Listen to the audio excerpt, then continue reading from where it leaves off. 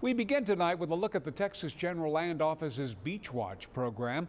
It monitors 172 sites along 61 recreational beaches across the Texas coast. Our Brandon Schaff joins us now to explain how it helps protect the public's health and keep us informed about water quality. Brandon? Hey, good evening, Brian. And according to the Texas GLO, water samples are collected and analyzed every week during peak beach season.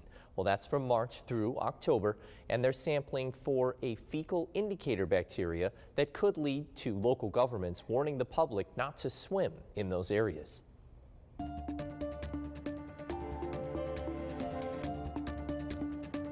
For us, it's the health department who goes out and collects the samples on a daily basis.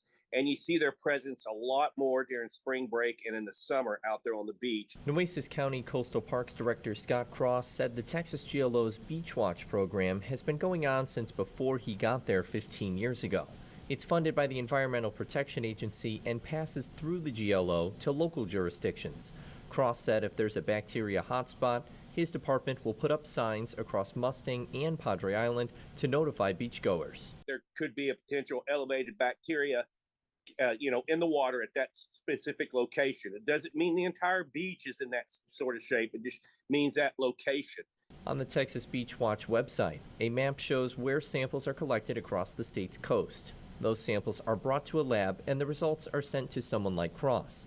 The colors on the map indicate a certain level of fecal indicator bacteria. Green is low, yellow is medium, and red is high. There's certain events that Cross said can contribute to the level. Typically, we don't see a lot of spikes along the Gulf-facing beaches unless we have a major rainstorm. We can see it after that, or we have a large sargassum event. There's water sampling across the coastal bend, like in Little Bay in Rockport and Cole Park in Corpus Christi.